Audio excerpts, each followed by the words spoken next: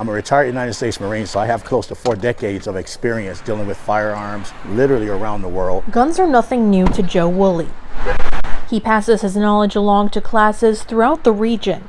Try to erase the stigma that guns are bad.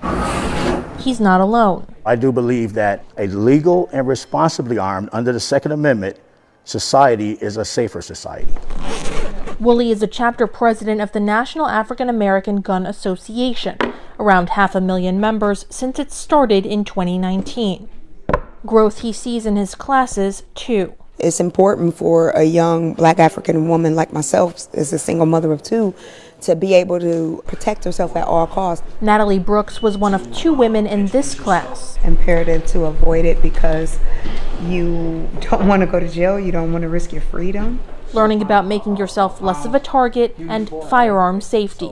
Don't place your finger into the trigger guard or the trigger area unless you're prepared to fire the weapon. Brooks and Ace Monet are part of a growing number of Black women interested in getting armed in the face of an increased risk of violence. The domestic violence has been on the rise among some of the women in the community here in Buffalo. So we probably will start seeing more women get interested in protecting yourself and not be so afraid of that word gun. An idea of self-protection that hits closer to home for members of this class following the mass shooting at Tops. It caught a lot of people off guard. They never for once ever thought, hey, I'm going to pull out my pepper spray or something. They're thinking about ducking.